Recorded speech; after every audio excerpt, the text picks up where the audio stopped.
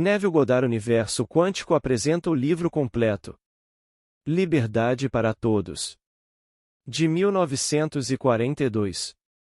Capítulo 1. A Unidade de Deus. Ouça, ó Israel. O Senhor nosso Deus é o único Senhor. Ouça, ó Israel, ouça, ó homem feito da própria substância de Deus, você e Deus são um e indivisos. O homem, o mundo e tudo dentro dele são estados condicionados do incondicionado, Deus. Você é Deus condicionado como homem. Tudo o que você acredita que Deus é, você é, mas você nunca saberá que isso é verdade até que pare de reivindicá-lo de outra pessoa e reconheça que esse outro aparente é você mesmo. Deus e o homem, o espírito e a matéria, o informe e o formado, o Criador e a criação, a causa e o efeito, seu Pai e você são um. Este, em quem todos os estados condicionados vivem, se movem e existem, é o seu eu sou, a sua consciência incondicionada. A consciência incondicionada é Deus, a única realidade. Por consciência incondicionada entende-se uma sensação de consciência, uma sensação de saber que eu sou além de saber quem eu sou, a consciência de ser, divorciada daquilo que tenho consciência de ser. Tenho consciência de ser homem, mas não preciso ser homem para ter consciência de ser. Antes de me tornar consciente de ser alguém, eu, consciência incondicionada, tinha consciência de ser, e essa consciência não depende de ser alguém. Eu sou consciência autoexistente incondicionada, tomei consciência de ser alguém, e me tornarei consciente de ser alguém diferente daquilo que agora tenho consciência de ser, mas eu sou eternamente consciente de ser, seja uma ausência de forma incondicionada ou uma forma condicionada. Como estado condicionado, eu, homem, posso esquecer quem sou ou onde estou, mas não posso esquecer que eu sou. Este saber que eu sou, esta consciência de ser, é a única realidade. Esta consciência incondicionada, o eu sou, é aquela realidade cognoscente na qual todos os estados condicionados, concepções de mim mesmo, começam e terminam, mas que permanece sempre o ser cognoscente desconhecido quando todo o conhecido deixa de existir. Tudo o que sempre acreditei ser, tudo o que agora acredito ser, e tudo o que algum dia acreditarei ser, são apenas tentativas de me conhecer a realidade desconhecida e indefinida. Este conhecimento desconhecido, ou consciência incondicionada, é o meu verdadeiro ser, a única realidade. Eu sou a realidade incondicionada, condicionada como aquilo que acredito ser. Eu sou o crente limitado pelas minhas crenças, o conhecedor definido pelo conhecido. O mundo é minha consciência condicionada objetivada. Aquilo que sinto e acredito ser verdade em relação a mim mesmo é agora projetado no espaço como meu mundo. O mundo, meu eu espelhado, sempre dá testemunho do estado de consciência em que vivo. Não há acaso ou acidente responsável pelas coisas que acontecem comigo ou pelo ambiente em que me encontro. Nem é o destino predestinado o autor de minhas fortunas ou infortúnios. Inocência e culpa são meras palavras sem significado para a lei da consciência, exceto quando refletem o próprio estado de consciência. A consciência da culpa suscita a condenação. A consciência da carência produz pobreza. O homem objetifica eternamente o estado de consciência em que permanece, mas de uma forma ou de outra ficou confuso na interpretação da lei de causa e efeito. Ele esqueceu que é o estado interno que é a causa da manifestação externa, como dentro, assim fora, e em seu esquecimento ele acredita que um Deus externo tem sua própria razão peculiar para fazer as coisas, estando tais razões além. A compreensão do mero homem, ou ele acredita que as pessoas estão sofrendo por causa de erros passados que foram esquecidos pela mente consciente, ou, novamente, apenas esse acaso cego desempenha o papel de Deus.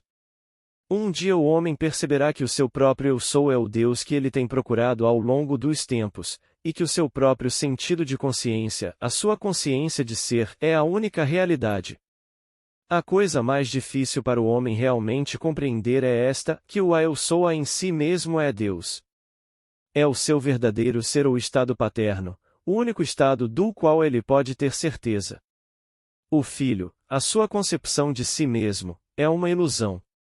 Ele sempre sabe que é, mas o que ele é uma ilusão criada por ele mesmo, o Pai, na tentativa de autodefinição.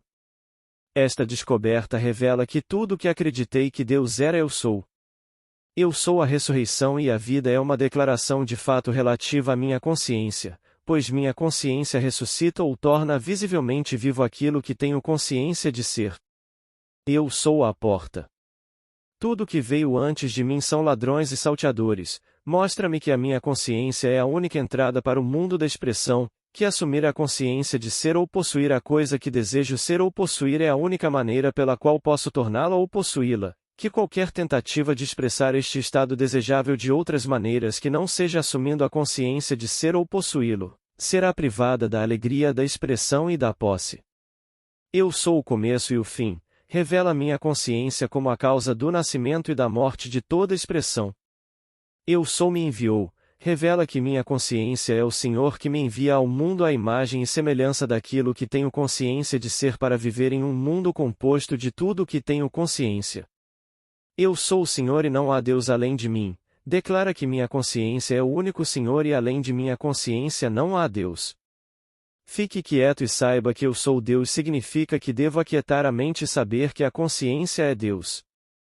Não tomarás o nome do Senhor teu Deus em vão. Eu sou o Senhor, este é o meu nome. Agora que você descobriu o seu eu sou, a sua consciência de ser Deus, não reivindique nada como verdadeiro para si mesmo que você não afirmaria ser verdadeiro para Deus, pois ao se definir, você está definindo Deus. Aquilo que você tem consciência de ser é aquilo que você chamou de Deus. Deus e o homem são um. Você e seu Pai são um. Sua consciência incondicionada, ou eu sou, e aquilo que você tem consciência de ser, são uma só. O concebedor e a concepção são um.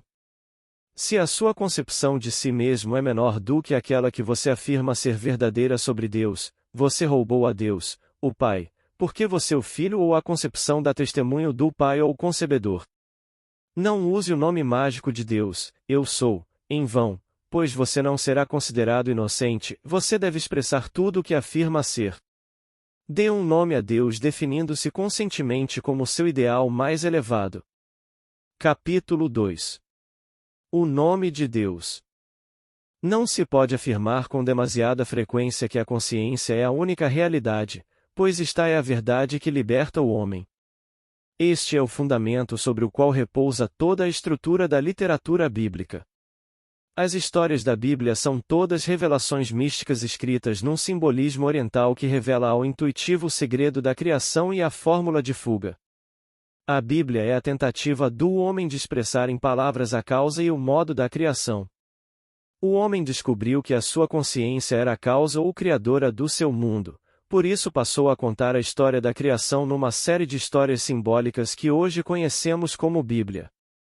Para compreender este maior dos livros você precisa de um pouco de inteligência e muita intuição, e inteligência suficiente para permitir que você leia o livro, e intuição suficiente para interpretar e compreender o que você lê. Você pode perguntar por que a Bíblia foi escrita simbolicamente. Por que não foi escrito num estilo claro e simples, para que todos os que o lessem pudessem entendê-lo? A estas perguntas respondo que todos os homens falam simbolicamente aquela parte do mundo que difere da sua. A linguagem do Ocidente é clara para nós, do Ocidente, mas é simbólica para o Oriente, e vice-versa. Um exemplo disso pode ser encontrado na instrução do Oriental. Se a tua mão te escandalizar, corta-a. Ele fala da mão, não como a mão do corpo, mas como qualquer forma de expressão. E assim ele avisa você para abandonar aquela expressão em seu mundo que é ofensiva para você.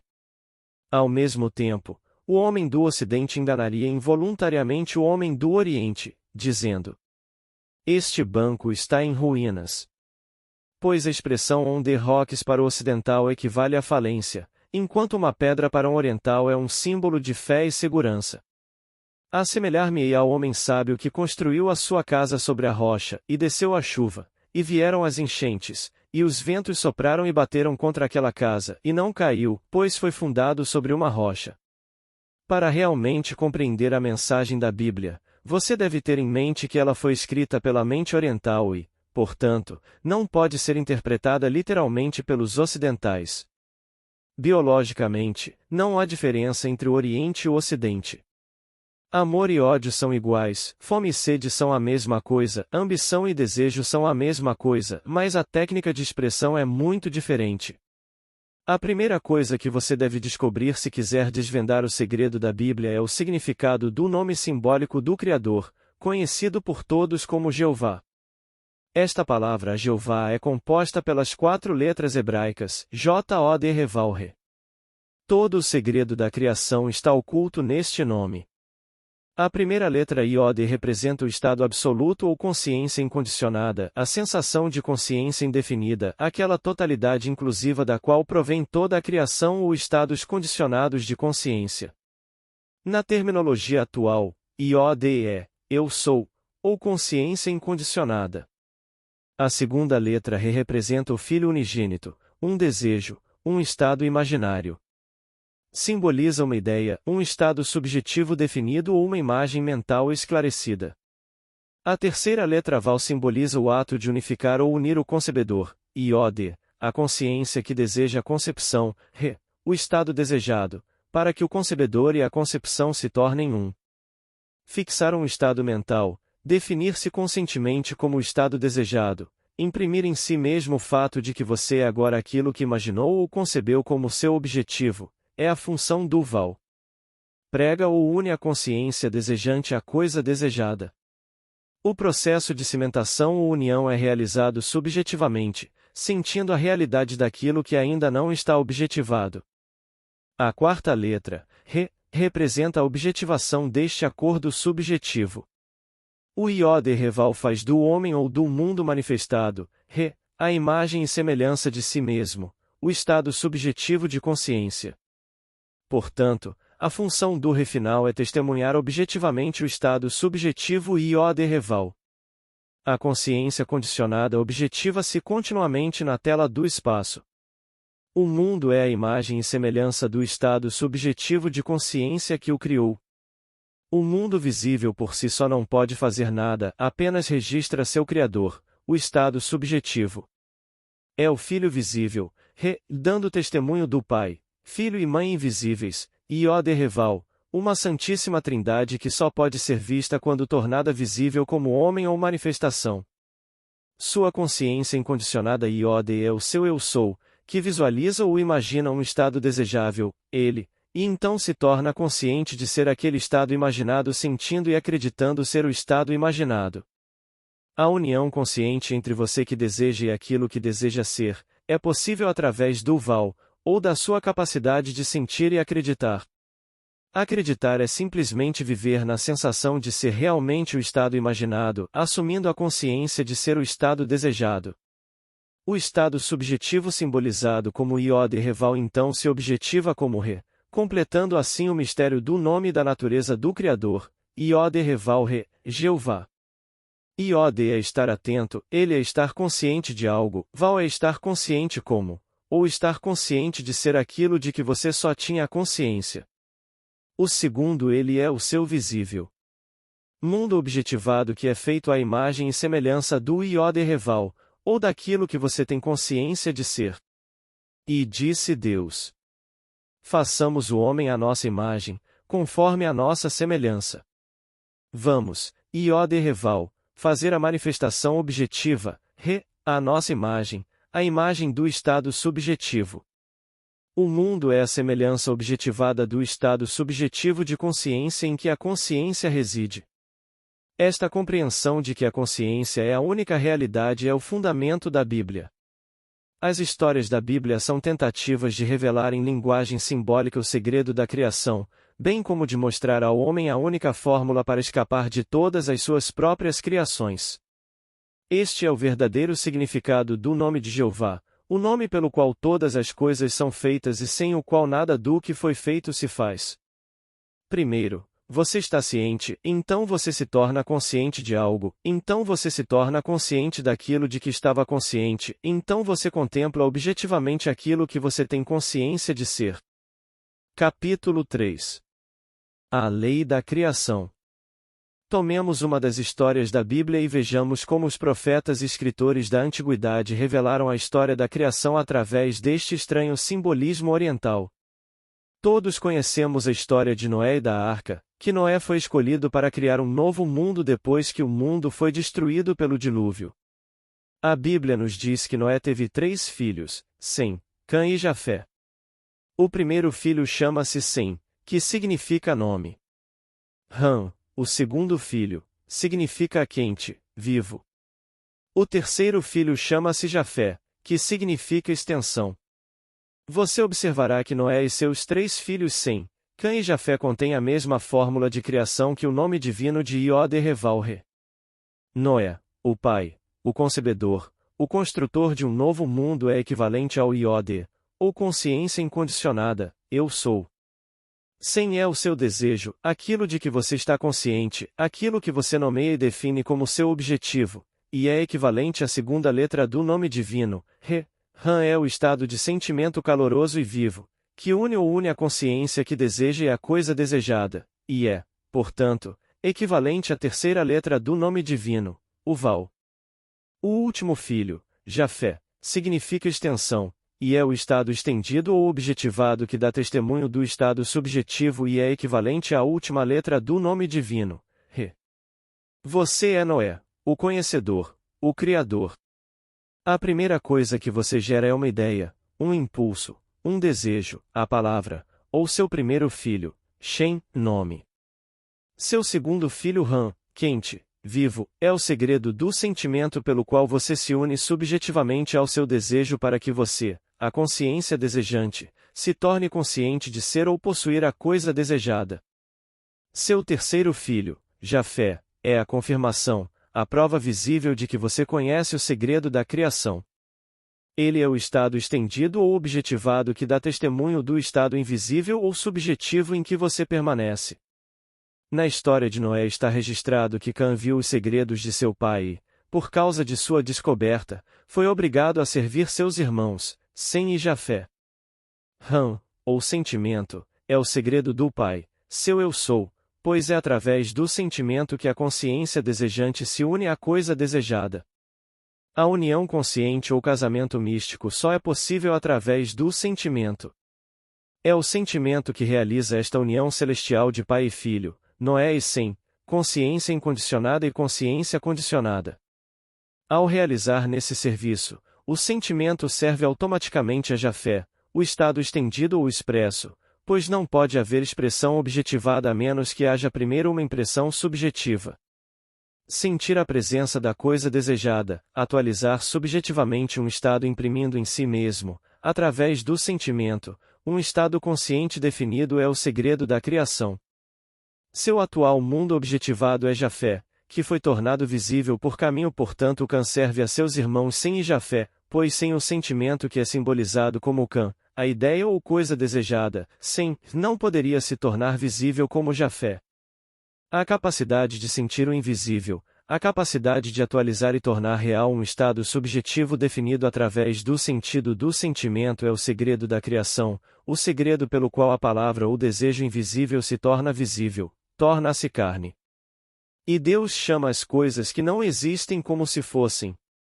A consciência chama as coisas que não são vistas como se fossem, e faz isso primeiro definindo-se como aquilo que deseja expressar e, segundo, permanecendo dentro do estado definido até que o invisível se torne visível.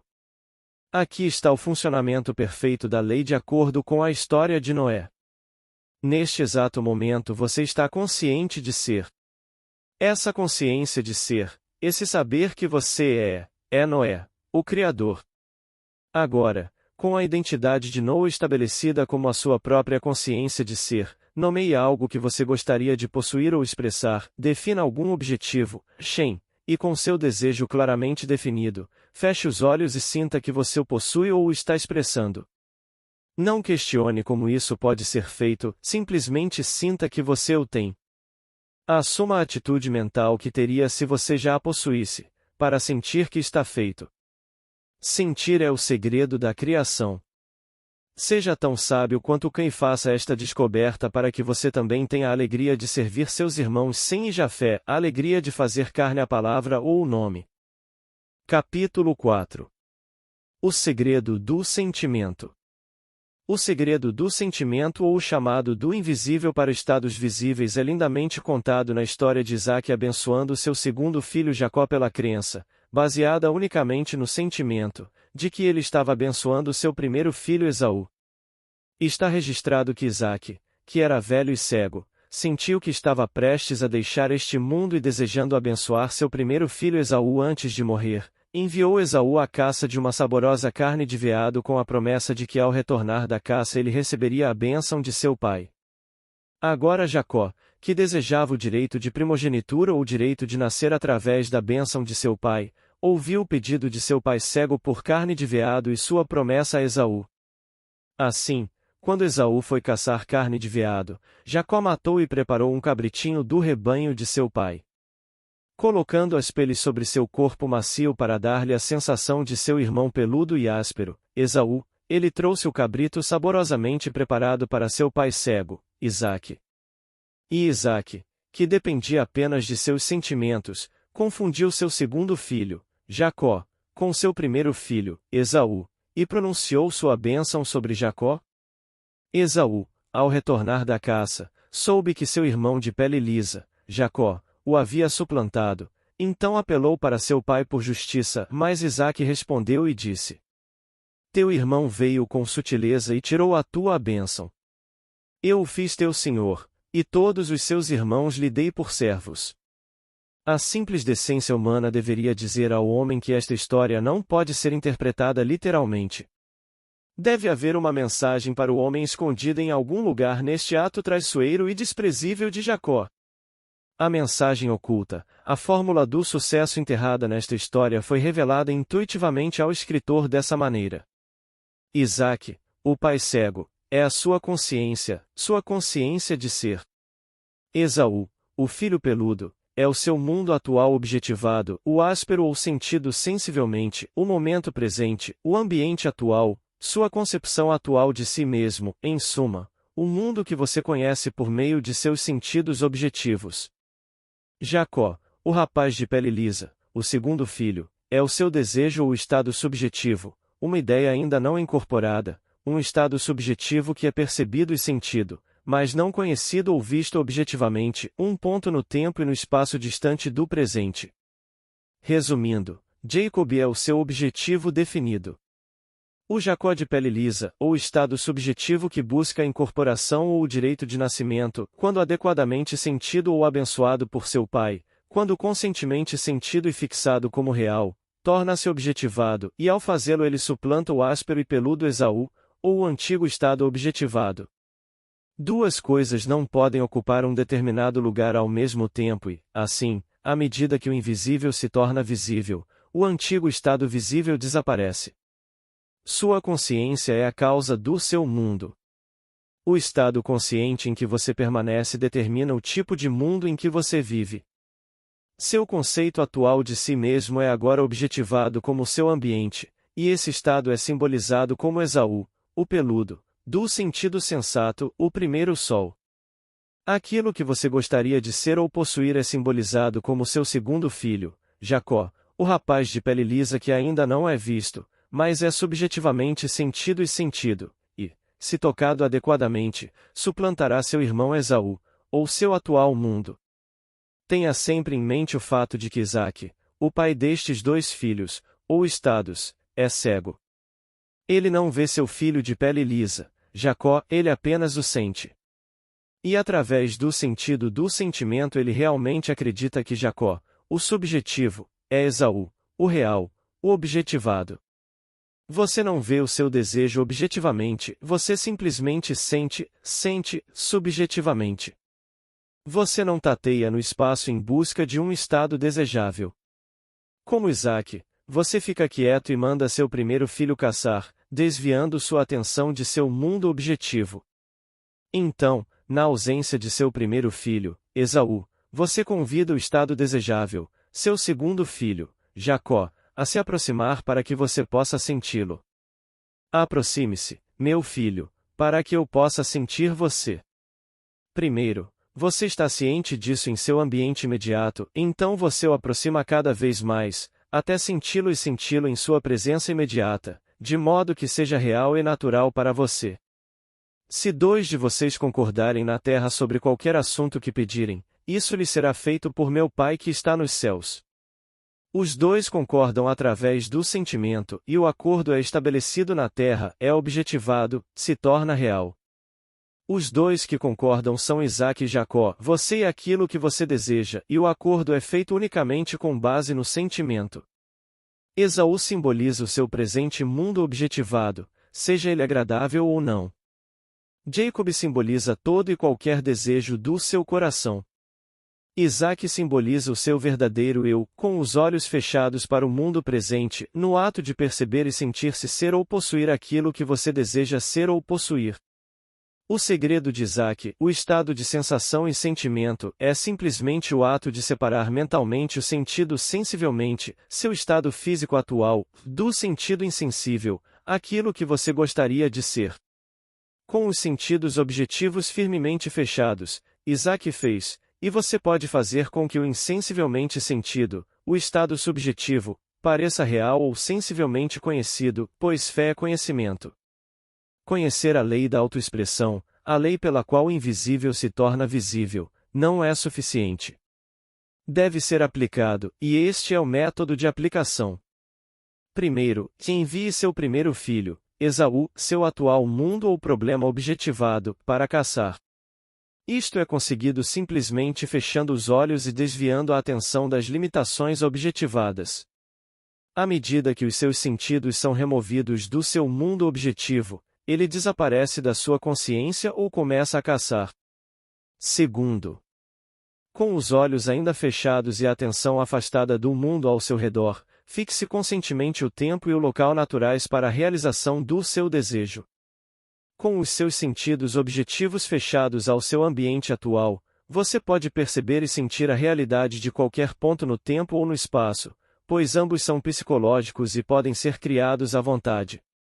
É de vital importância que a condição natural de tempo e espaço de Jacó, isto é, o tempo e o lugar naturais para a realização do seu desejo, sejam primeiro fixados em sua consciência.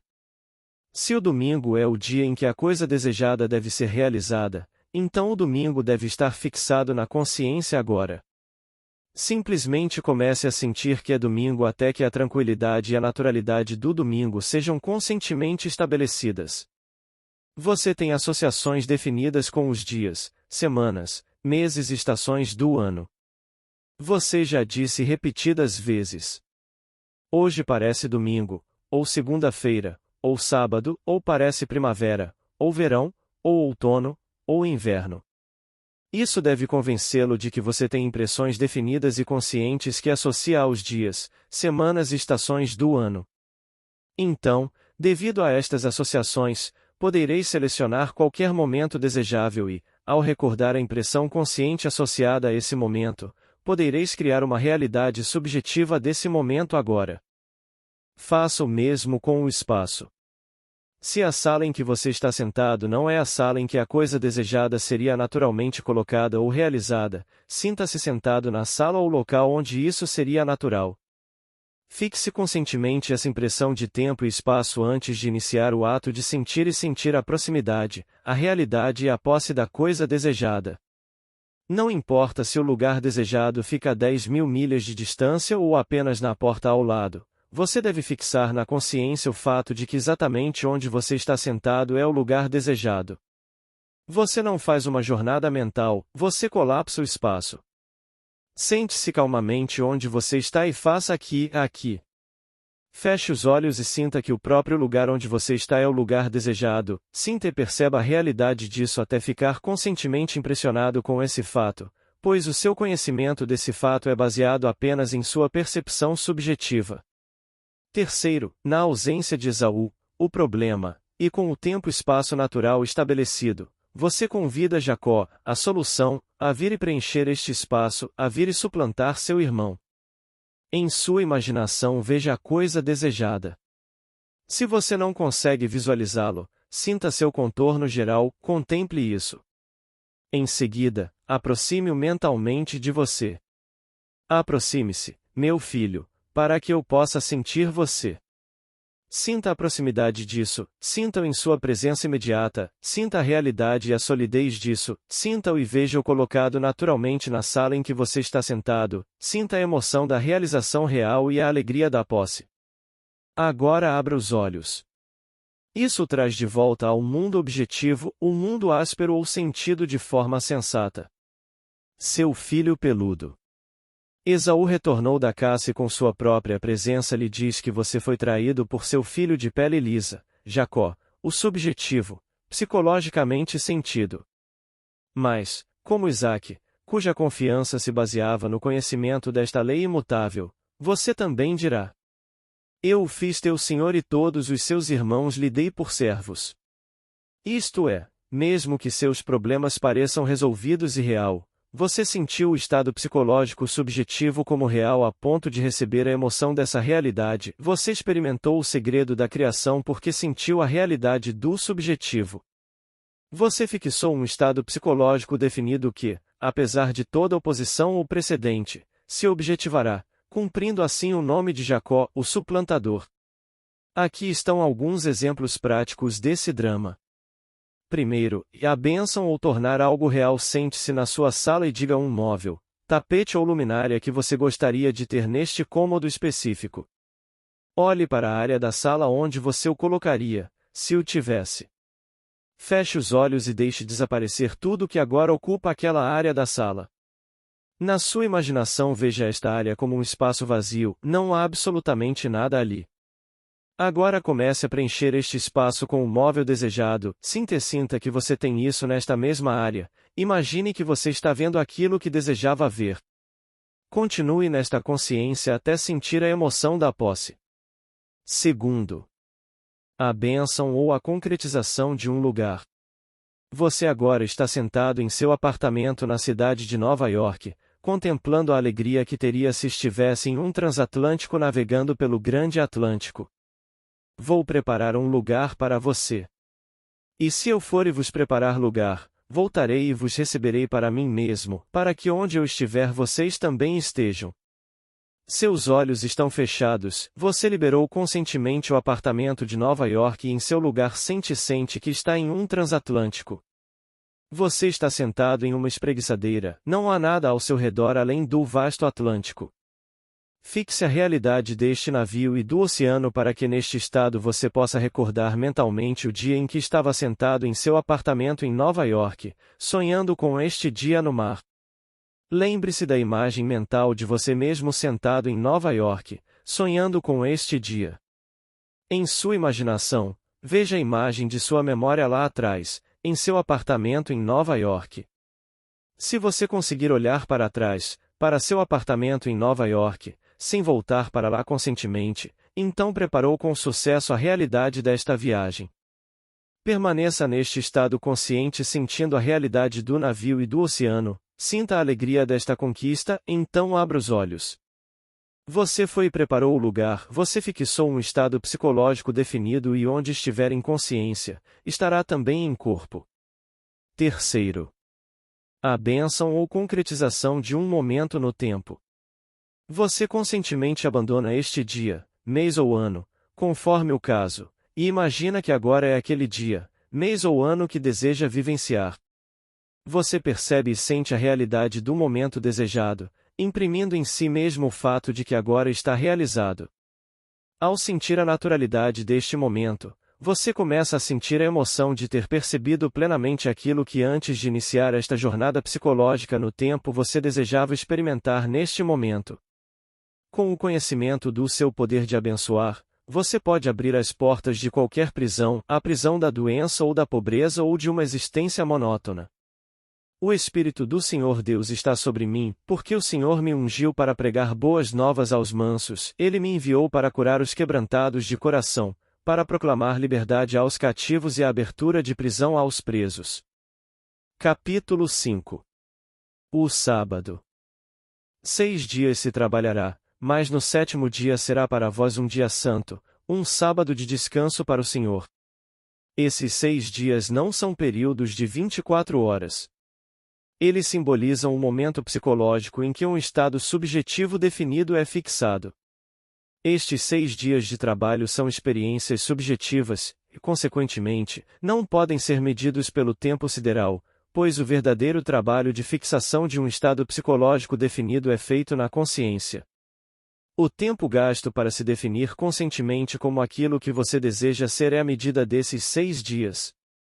Uma mudança de consciência é o trabalho realizado nestes 6 dias criativos, um ajuste psicológico, que é medido não pelo tempo sideral, mas pela realização real, subjetiva. Assim como uma vida retrospectiva não é medida por anos, mas pelo conteúdo desses anos, também esse intervalo psicológico é medido. Não pelo tempo gasto na realização do ajuste, mas pelo cumprimento desse intervalo. O verdadeiro significado de 6 dias de trabalho, criação, é revelado no mistério do Val, que é a 6ª letra do alfabeto hebraico e a 3ª letra do nome divino, Yod-He-Vav-He. Conforme explicado anteriormente no mistério do nome de Jeová, Val significa pregar ou unir. O Criador está unido à sua criação através do sentimento, e o tempo que você leva para fixar um sentimento definido é a verdadeira medida desses 6 dias de criação. Separar-se mentalmente do mundo objetivo e ligar-se através do segredo do sentimento ao estado subjetivo é a função da 6ª letra do alfabeto hebraico, Val, ou os 6 dias de trabalho. Há sempre um intervalo entre a impressão fixa, ou estado subjetivo, e a expressão externa desse estado. O intervalo é chamado de sábado.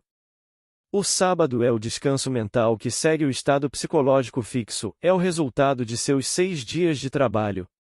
O sábado foi feito para o homem. Esse repouso mental que se segue a uma impregnação consciente bem-sucedida é o período da gravidez mental, período que é feito com o propósito de incubar a manifestação. Foi feito para a manifestação não foi feita para isso.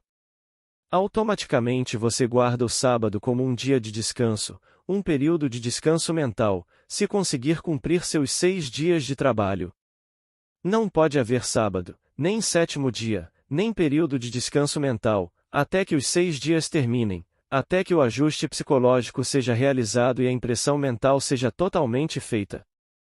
O homem é avisado de que se falhar em guardar o sábado, se falhar em entrar no descanso de Deus, também deixará de receber a promessa, não conseguirá realizar os seus desejos. A razão para isto é simples e óbvia. Não pode haver descanso mental até que uma impressão consciente seja feita. Se um homem não consegue imprimir plenamente em si mesmo o fato de que agora possui aquilo que até então desejava possuir, continuará a desejá-lo e, portanto, não ficará mentalmente tranquilo ou satisfeito. Se, por outro lado, ele conseguir fazer esse ajuste consciente de modo que, ao sair do período de silêncio ou dos seus 6 dias subjetivos de trabalho, ele saiba, pelo seu sentimento, que conseguiu o que deseja, então ele automaticamente entra no sábado ou no sábado. O período de descanso mental. A gravidez segue a impregnação. O homem não continua desejando aquilo que já adquiriu. O sábado só pode ser guardado como dia de descanso depois que o homem consegue se tornar consciente de ser aquilo que antes de entrar no silêncio ele desejava ser. O sábado é o resultado dos 6 dias de trabalho. O homem que conhece o verdadeiro significado destes 6 dias de trabalho percebe que a observância de um dia da semana como um dia de tranquilidade física não é guardar o sábado. A paz e a tranquilidade do sábado só podem ser experimentadas quando o homem consegue tornar-se consciente de ser aquilo que deseja ser. Se ele não consegue causar essa impressão consciente, ele errou o alvo, ele pecou, pois pecar é errar o alvo, deixar de atingir o objetivo, um estado em que não há paz de espírito. Se eu não tivesse vindo e falado com eles, eles não teriam pecado. Se o homem não tivesse sido apresentado a um estado ideal para almejar, um estado a ser desejado e adquirido, ele teria ficado satisfeito com sua sorte na vida e nunca teria conhecido o pecado. Agora que o homem sabe que as suas capacidades são infinitas, sabe que trabalhando 6 dias ou fazendo um ajustamento psicológico poderá realizar os seus desejos, não ficará satisfeito até que alcance todos os seus objetivos. Ele irá, com o verdadeiro conhecimento destes 6 dias de trabalho, definir o seu objetivo e começar a tomar consciência de o ser. Quando esta impressão consciente é feita, ela é automaticamente seguida por um período de descanso mental, um período que o místico chama de sábado, um intervalo no qual a impressão consciente será gestada e expressa fisicamente. A palavra se tornará carne.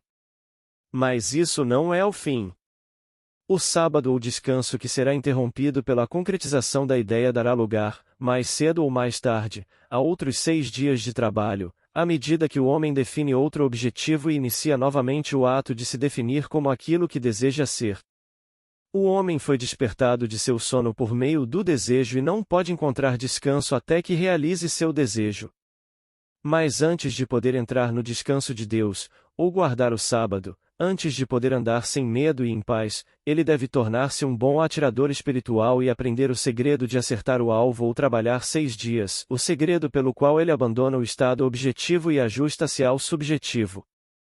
Este segredo foi revelado no nome divino Jeová, e novamente na história de Isaque abençoando seu filho Jacó. Se o homem aplicar a fórmula como é revelada nesses dramas bíblicos, ele acertará sempre no alvo espiritual, pois saberá que o descanso mental ou sábado só é iniciado quando ele consegue fazer um ajuste psicológico. A história da crucificação dramatiza lindamente estes 6 dias, período psicológico, e o 7º dia de descanso. Está registrado que era costume dos judeus libertar alguém da prisão na festa da Páscoa, e que lhes foi dada a escolha de libertar Barrabás, o ladrão, ou Jesus, o Salvador. E eles gritaram: liberte Barrabás. Então Barrabás foi solto e Jesus foi crucificado.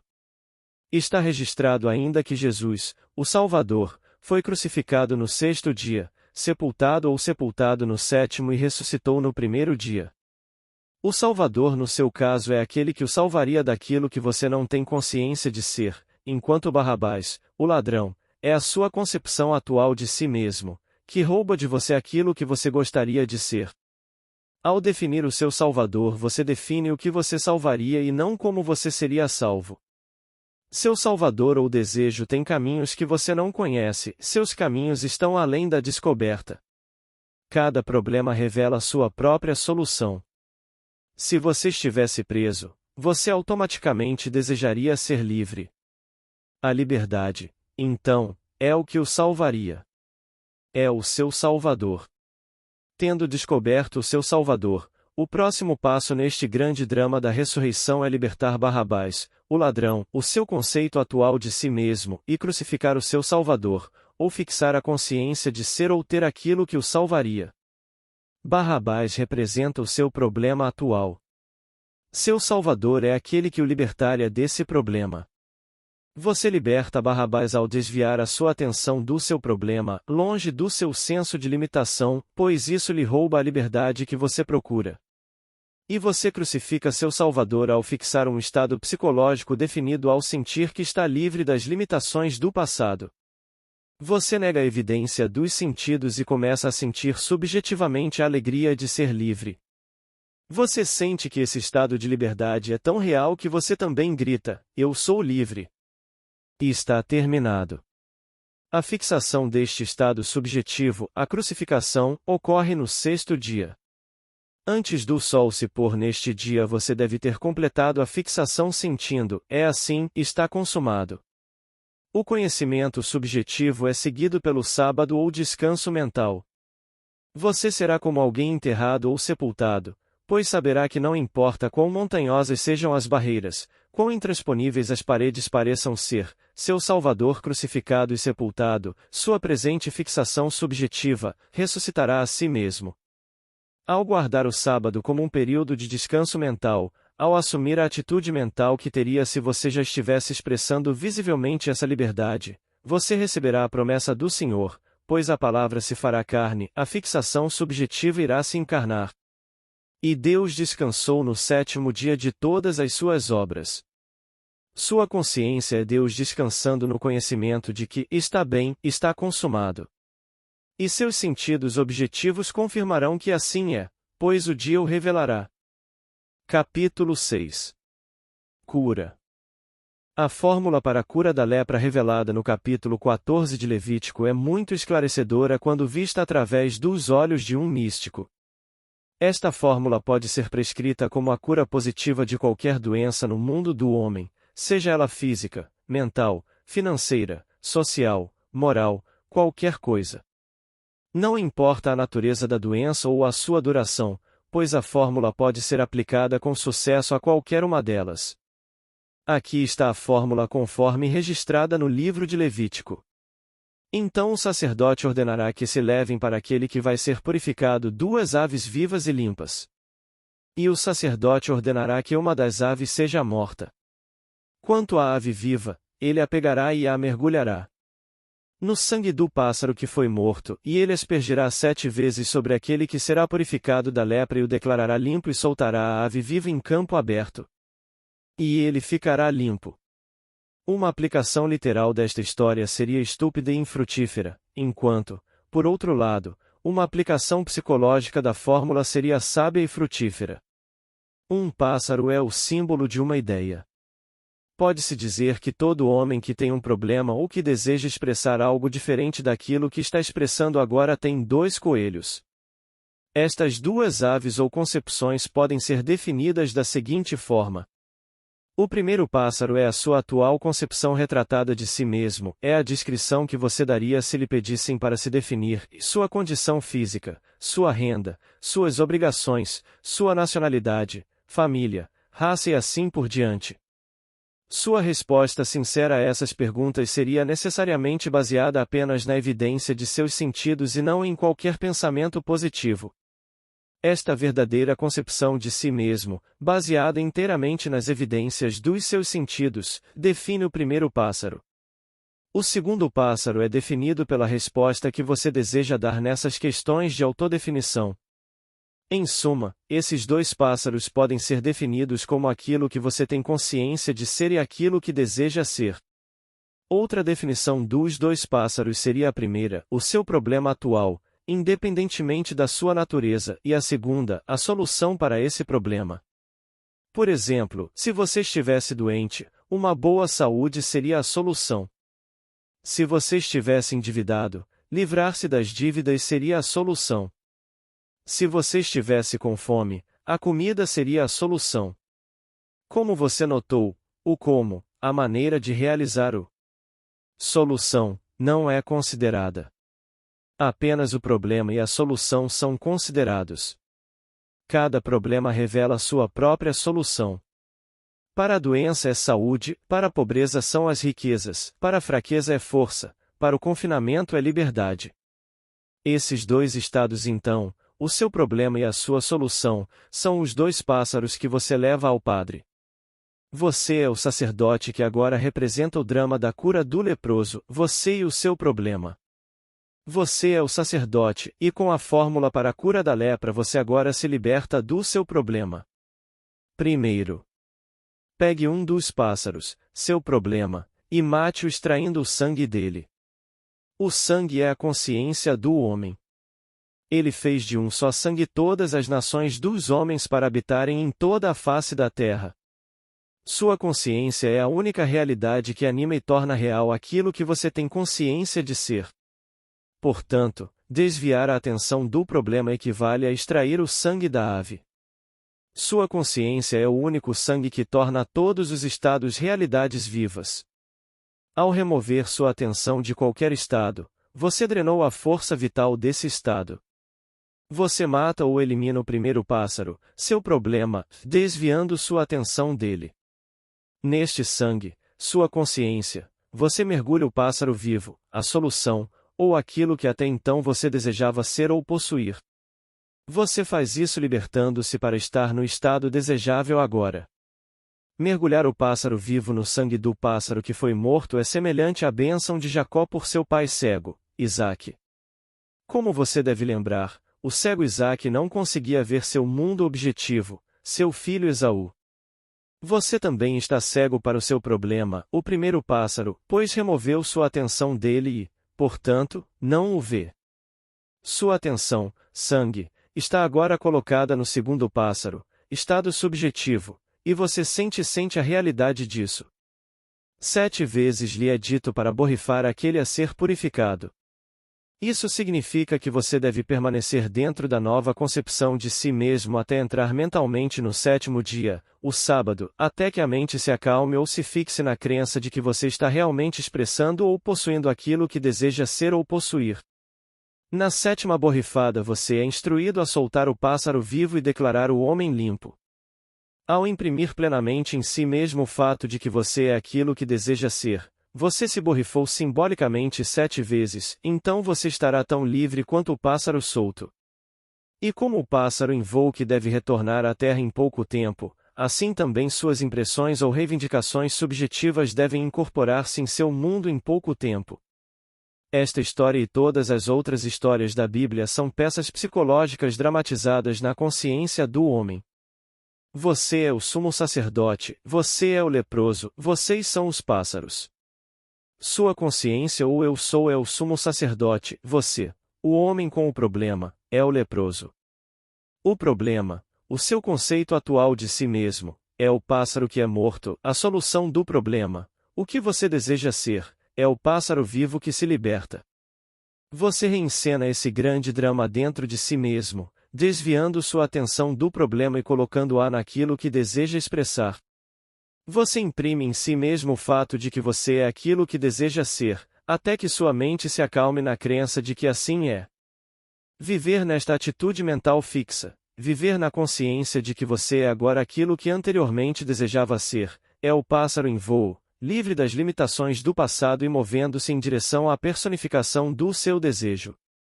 Capítulo 7. Desejo, a palavra de Deus.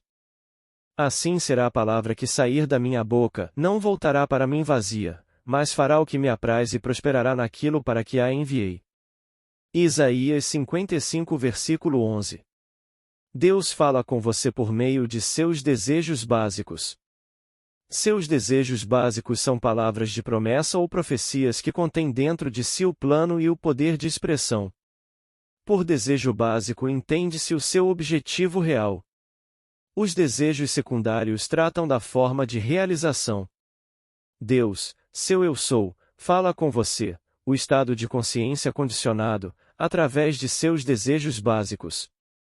Desejos secundários ou formas de expressão são os segredos do seu eu sou, o Pai todo sábio. Seu Pai, eu sou, revela o primeiro e o último, eu sou o começo e o fim, mas ele nunca revela o meio ou o segredo dos seus caminhos, isto é, o primeiro é revelado como a palavra, o seu desejo básico. O último é o seu cumprimento, a palavra que se fez carne. O segundo ou meio, o plano de desenvolvimento, nunca é revelado ao homem, mas permanece para sempre o segredo do Pai. Pois testifico a todo homem que ouvir as palavras da profecia deste livro, se alguém acrescentar alguma coisa a essas coisas, Deus acrescentará sobre ele as pragas que estão escritas neste livro, e se alguém tirar alguma coisa das palavras do livro desta profecia, Deus tirará a sua parte do livro da vida. As palavras da profecia mencionadas no livro do Apocalipse são os seus desejos básicos que não devem ser mais condicionados. O homem está constantemente acrescentando e retirando dessas palavras. Não sabendo que o desejo básico contém o plano e o poder de expressão, o homem está sempre comprometendo e complicando o seu desejo. Aqui está uma ilustração do que o homem faz com a palavra da profecia, seus desejos. O homem deseja a liberdade de sua limitação ou problema. A primeira coisa que ele faz depois de definir seu objetivo é condicioná-lo a outra coisa. Ele começa a especular sobre a maneira de adquiri-lo. Não sabendo que a coisa desejada tem uma forma de expressão própria, ele começa a planejar como vai consegui-la, acrescentando assim a palavra de Deus. Se, por outro lado, ele não tem nenhum plano ou concepção quanto à realização do seu desejo, então ele compromete o seu desejo modificando-o. Ele sente que, se ficar satisfeito com menos do que seu desejo básico, terá mais chances de realizá-lo. Ao fazer isso, ele tira proveito da palavra de Deus. Indivíduos e nações estão constantemente a violar esta lei do seu desejo básico, conspirando e planeando a realização das suas ambições. Eles, assim, acrescentam algo à palavra da profecia, ou comprometem-se com seus ideais, tirando assim da palavra de Deus. O resultado inevitável é a morte e as pragas ou o fracasso e a frustração prometidos para tais violações.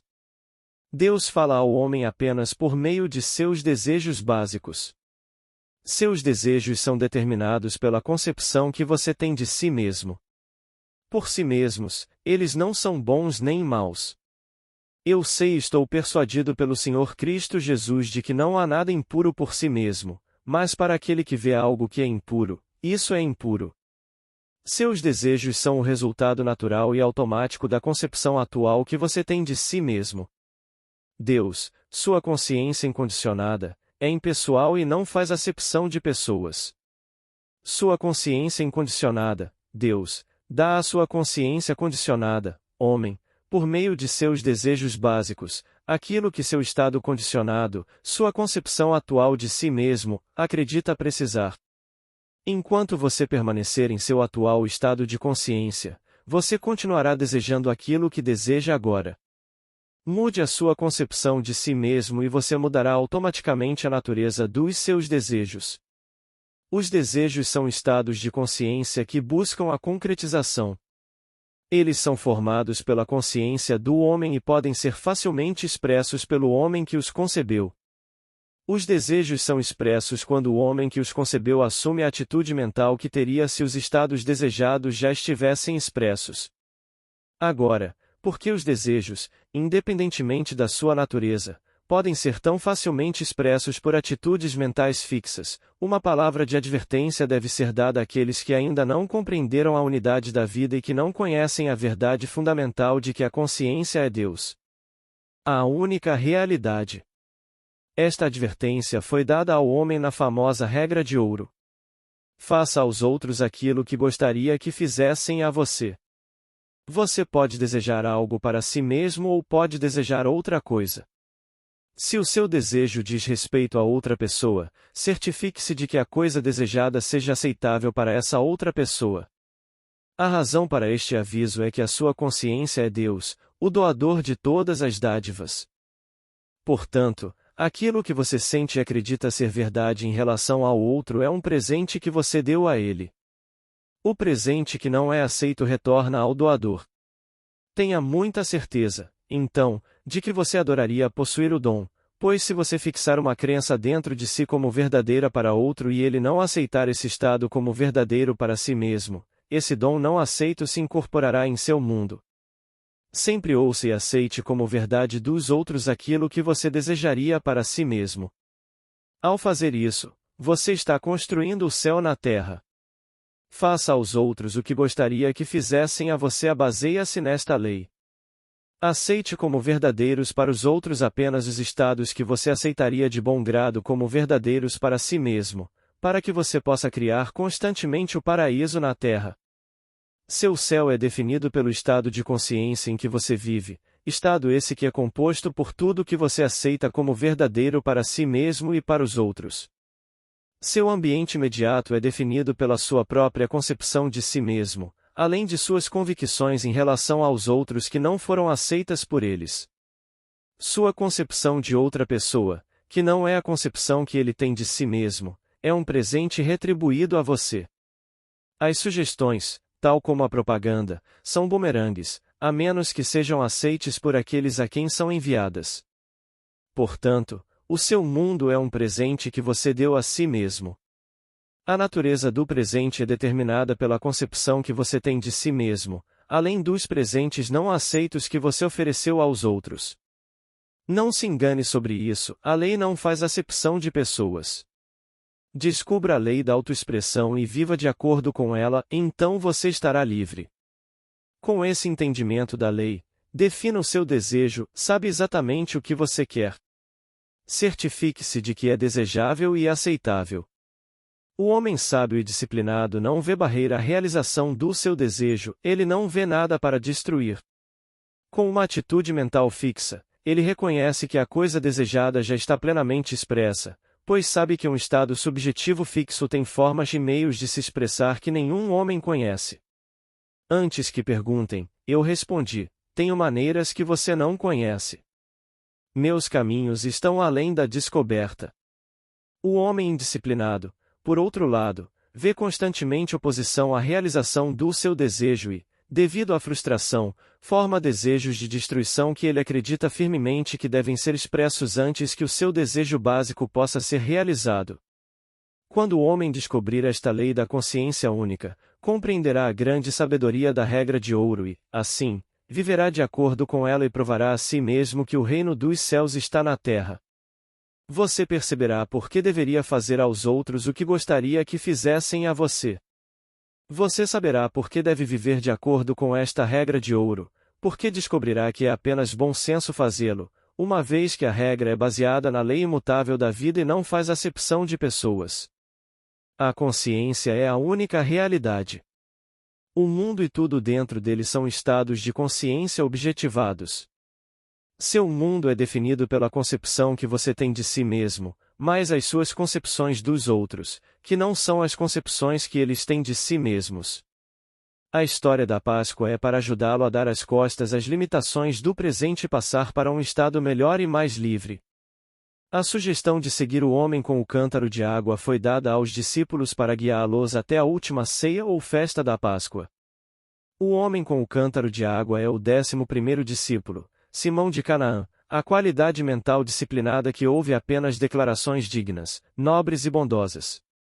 A mente que é disciplinada para ouvir apenas o que é bom se deleita com bons estados e assim incorpora o que é bom na terra. Se você também participou da última ceia, a grande festa da Páscoa, então siga este homem.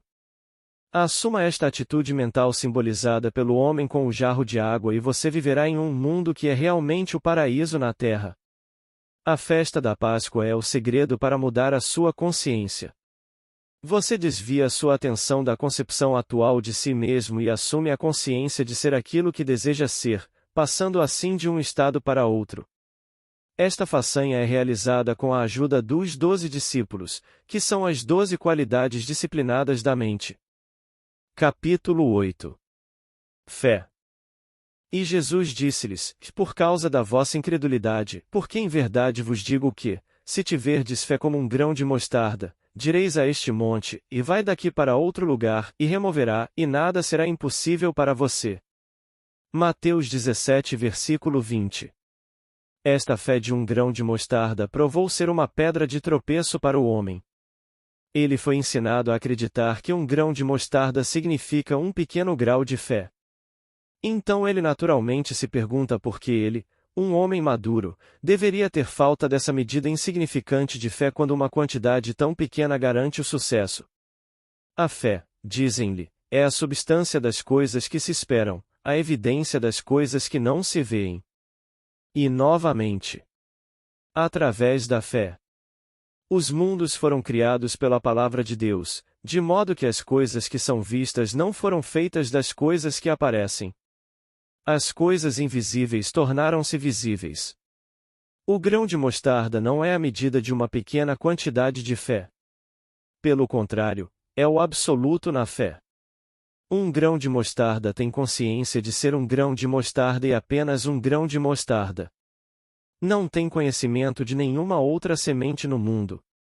Está selado na convicção de que é um grão de mostarda, da mesma forma que o espermatozoide selado no útero tem consciência de ser homem e só homem. Um grão de mostarda é verdadeiramente a medida de fé necessária para realizar todos os seus objetivos, mas, como o grão de mostarda, você também deve perder-se na consciência de ser apenas aquilo que deseja. Você permanece neste estado selado até que ele se rompa e revele sua reivindicação consciente. Fé é sentir ou viver com a consciência de ser aquilo que se deseja. A fé é o segredo da criação. O val no nome divino Iode Revalre. A fé é o presunto na família de Noé. A fé é o sentimento pelo qual Isaac abençoou e tornou real seu filho Jacó. Pela fé, Deus, sua consciência, chama as coisas que não são vistas como se existissem e as torna visíveis. É a fé que permite que você se torne consciente de ser aquilo que deseja. Novamente, é a fé que o sela neste estado de consciência até que sua reivindicação invisível amadureça até a maturidade e se expresse, se torne visível. A fé ou o sentimento é o segredo desta apropriação. Através do sentimento, a consciência desejante se une à coisa desejada. Como você se sentiria se fosse aquilo que deseja ser? Vista o humor, esse sentimento que seria seu se você já fosse aquilo que deseja ser, e em pouco tempo você estará selado na crença de que existe. Então, sem esforço, esse estado invisível se objetificará, o invisível se tornará visível. Se você tivesse a fé de um grão de mostarda, você hoje, através da substância mágica do sentimento, selaria a si mesmo na consciência de ser aquilo que deseja ser. Nessa quietude mental ou olhar de tumba você permaneceria, confiante de que não precisa de ninguém para remover a pedra, pois todas as montanhas, pedras e habitantes da terra não são nada à sua vista. Aquilo que você agora reconhece ser verdadeiro em relação a si mesmo, este atual estado de consciência, acontecerá de acordo com sua natureza entre todos os habitantes da terra, e ninguém poderá detê-la ou dizer-lhe: o que você faz? Ninguém pode impedir este estado consciente em que você está impedido de encarnar-se, nem questionar o seu direito de existir. Este estado de consciência, quando devidamente selado pela fé, é uma palavra de Deus, eu sou, pois o homem assim sentado está dizendo: eu sou fulano de tal. E a palavra de Deus, meu estado consciente fixo, é espírito e não pode retornar para mim vazio, mas deve cumprir para onde foi enviado. A palavra de Deus, seu estado consciente, deve incorporar-se para que você possa saber: eu sou o Senhor. Não há Deus além de mim. A palavra se fez carne e habitou entre nós, e ele enviou sua palavra e o curou. Você também pode enviar sua palavra, a palavra de Deus, e curar um amigo. Há algo que você gostaria de ouvir de um amigo? Defina isso como algo que você sabe que ele adoraria ser ou possuir. Agora, com o seu desejo devidamente definido, você tem uma palavra de Deus. Para enviar esta palavra a caminho, para pronunciá-la, você simplesmente faz isso. Sente-se calmamente onde está e assuma a atitude mental de ouvir. Lembre-se da voz do seu amigo, com essa voz familiar estabelecida em sua consciência. Imagine que você está realmente ouvindo a voz dele e que ele está lhe dizendo que é ou tem aquilo que você queria que ele fosse ou tivesse. Imprima em sua consciência o fato de que você realmente ouviu e que ele lhe disse o que você queria ouvir, sinta a emoção de ter ouvido. Então abandone-o completamente. Este é o segredo do místico para transformar palavras em expressão, para tornar a palavra carne. Você forma dentro de si a palavra, aquilo que deseja ouvir, então você ouve e conta para si mesmo. Fala, Senhor, porque o teu servo ouve. Sua consciência é o Senhor falando através da voz familiar de um amigo e imprimindo em si mesmo aquilo que você deseja ouvir. Essa autoimpregnação, o estado impresso em você, a palavra, tem formas e meios de se expressar que nenhum homem conhece. À medida que você conseguir causar a impressão, você não se deixará abalar pelas aparências, pois essa autoimpressão será selada como um grão de mostarda e, no devido tempo, amadurecerá até sua plena expressão. Capítulo 9. A Anunciação. O uso da voz de um amigo para impregnar-se de um estado desejável é lindamente contado na história da Imaculada Conceição. Está registrado que Deus enviou um anjo a Maria para anunciar o nascimento de seu filho. E o anjo lhe disse: conceberás em teu ventre e darás à luz um filho. Então disse Maria ao anjo: como será isso, visto que não conheço varão? E o anjo respondeu e disse-lhe: o Espírito Santo virá sobre ti, e o poder do Altíssimo te cobrirá com a sua sombra, por isso também o santo que de ti há de nascer será chamado Filho de Deus. Pois para Deus nada será impossível. Esta é a história que tem sido contada há séculos em todo o mundo, mas não foi dito ao homem que foi escrita sobre si mesmo, por isso ele não recebeu o benefício que se pretendia dar-lhe. A história revela o método pelo qual a ideia ou palavra se tornou realidade. Deus, dizem-nos, germinou ou gerou uma ideia, um filho, sem a ajuda de outrem. Depois ele colocou sua ideia germinal no ventre de Maria com a ajuda de um anjo que lhe fez o anúncio e a impregnou com a ideia. Nunca foi registrado nenhum método mais simples de impregnação da consciência do que o encontrado na história da Imaculada Conceição. Os 4 personagens deste drama da criação são o Pai, o Filho, Maria e o anjo. O pai simboliza a sua consciência, o filho simboliza o seu desejo, Maria simboliza sua atitude mental receptiva e o anjo simboliza o método utilizado para fazer a fecundação. O drama se desenrola dessa maneira. O pai gera um filho sem a ajuda de outro. Você define seu objetivo, você esclarece seu desejo sem a ajuda ou sugestão de outra pessoa. Então o pai seleciona aquele anjo que está mais qualificado para levar esta mensagem ou possibilidade germinal a Maria. Você seleciona a pessoa em seu mundo que ficaria sinceramente emocionada ao testemunhar a realização de seu desejo. Então Maria fica sabendo através do anjo que já concebeu um filho sem a ajuda do homem.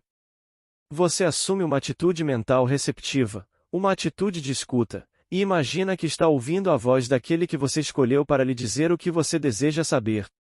Imagine que você ouve dizer que você é e tem aquilo que deseja ser e ter. Você permanece nesse estado receptivo até sentir a emoção de ter ouvido as boas e maravilhosas notícias. Então, como Maria da história, você cuida de seus negócios em segredo, não contando a ninguém sobre essa maravilhosa e imaculada autoimpregnação, confiante de que no devido tempo expressará essa impressão. O pai gera a semente ou possibilidade germinal de filho, mas numa impregnação eugênica, ele não transporta os espermatozoides de si mesmo para o útero. Ele o transmite por outro meio. O desejo da consciência é o pai gerando a semente ou ideia. Um desejo esclarecido é a semente perfeitamente formada ou o filho unigênito. Esta semente é então transportada do pai, consciência desejante, para a mãe, consciência de ser e ter o estado desejado. Essa mudança de consciência é realizada pelo anjo ou pela voz imaginária de um amigo lhe dizendo que você já alcançou seu objetivo. O uso da voz de um anjo ou de um amigo para causar uma impressão consciente é o caminho mais curto, seguro para a autoimpregnação. Com o seu desejo devidamente definido, você assume uma atitude de escuta. Imagine que você está ouvindo a voz de um amigo, então faça com que ele lhe diga, imagine que ele está lhe contando, o quão sortudo e afortunado você é por ter realizado plenamente o seu desejo. Nessa atitude mental receptiva você está recebendo a mensagem de um anjo, você está recebendo a impressão de que é e tem aquilo que deseja ser e ter. A emoção de ter ouvido aquilo que você deseja ouvir é o momento da concepção. É o momento em que você se impregna de si mesmo, o momento em que você realmente sente que agora é aquilo ou tem aquilo que até então você desejava ser ou possuir. Ao emergir desta experiência subjetiva, você, como Maria da história, saberá, pela mudança de atitude mental, que concebeu um filho, que você fixou um estado subjetivo definido e daqui a pouco expressará ou objetificará esse estado. Este livro foi escrito para mostrar como atingir seus objetivos. Aplique o princípio aqui expresso e todos os habitantes da Terra não poderão impedi-lo de realizar os seus desejos.